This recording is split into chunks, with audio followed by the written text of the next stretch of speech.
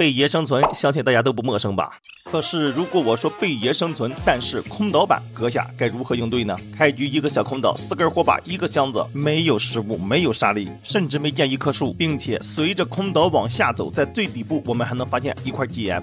那么在如此离谱的情况下，我们该如何发育才能通关麦特生存呢？接下来咱们就看一看这个生存该如何玩。喜欢的兄弟们千万不要忘记3连点赞支持一下。首先呢，这个空岛生存咱们一看跟这个箱子绝对有关系，所以咱们先开箱子。2本书，一本游玩必读，一本新手引导。这2本书我能理解，可是给我一个艾德曼门是什么情况啊？除此之外呢，还有一个复活传送阵，还有一张床，还有树苗，还有甘蔗。在这里呢，再做一个友情提示啊，由于此版本是根据极难版贝爷生存衍生过来的，所以游玩之前呢，你最好是熟读一下啊极难版贝爷生存的各项规则，以及这个版本中出现的一些比较新奇的物品的使用方法。就比如刚才的复活传送阵啊，这个极难版本呢，我也好长时间没玩了，所以说这个东西是干嘛的啊，我也不太清楚，怎么使用我也不知道。众所周知，贝爷生存前期呢，一定不要缺食物，而且我们发育还必须依靠沙粒。那么现在我既没有食物，也没有沙粒，该如何发育？别慌，按下 V 键，我们就可以打开商店。这里的东西果然是琳琅满目啊，不能说是应有尽有吧，我只能说是无所不有。只要你有钱，你就可以想买啥就买啥。所以这个时候，我们的艾德曼门就派上用场了，直接给它卖掉，余额变成256。那么接下来我们就需要用这256块钱购买沙粒，购买食物，在这个空岛呢生存下去。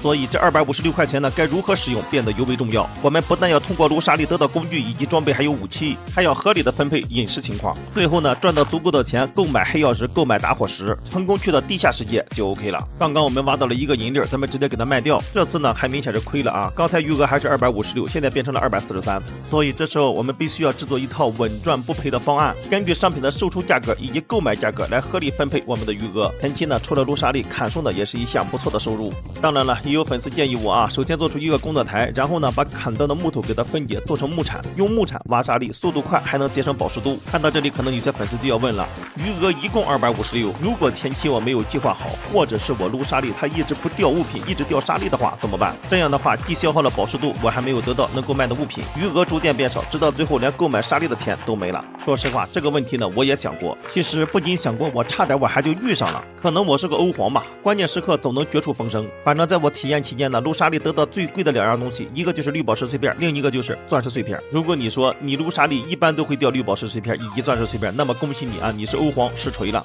如果你说我撸沙粒一般只会掉铜粒掉银粒，那么恭喜你啊，你是飞丘实锤了。同时呢，我也建议你这个生存你就不要玩了，因为256的余额对你来说简直太少了。那么经过了6天6夜的奋战啊，我也是总结了一套新手前期如何利用余额256块钱来赚更多的钱的一套方案。前期呢，沙粒不要买多啊，先买4个，然后呢再买一点食物。前期沙粒能撸出什么来就看你自己了。然后呢，种下树苗，等树苗长成大树之后，我们砍木头，然后呢做成木铲，用木铲撸沙粒。本人亲测，这个方法呢掉落好的物品的概率非常的高，而且非常节省保湿度，可以在很短的一段时间内将你的3位数的余额变成4位数，甚至是5位数。最后呢，我也想留一个问题给大家呀，如果你玩这个贝爷生存空岛版，你会制作一套怎样的方案让自己发家致富呢？